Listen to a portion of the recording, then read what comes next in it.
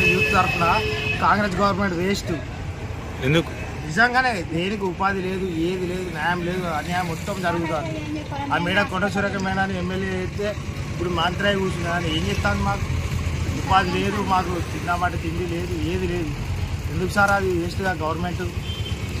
ఇప్పుడు ఈ కూలగొట్టిన ఎందుకు కూలగొడతాలని మీకు తెలుసా? అసలు మాకు తెలియదు సార్, ఎవరు నోటీస్ చేయలేదు, ఏం చేయలేదు సార్. కేసీఆర్ గవర్నమెంట్ ఉన్నప్పుడు అంతా కూడా మాకు ఏం జరగలేదు. కానీ ఈ కాంగ్రెస్ గవర్నమెంట్ గెలిపించింది మాకు వేస్ట్ అవుతారు.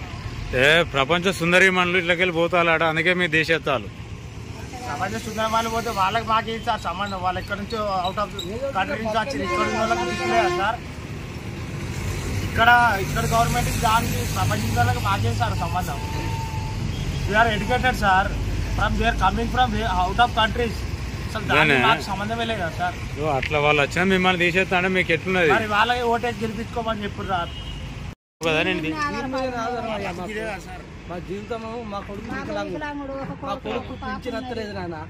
మాకు ఒక పాప, మాకు తినడిక తిండికి చాలా ఇబ్బంది ఉన్నది. కారు ఎక్కడ కష్టం చేద్దామని చేతనైతుంది. ఏదో దీని మీద బతుకుదామని పెట్టుకున్నాం నాయన. ఈ 10 రోజులు మా వాళ్ళు బాగలేక ఎంజీఎంలు ఉన్నాం సార్.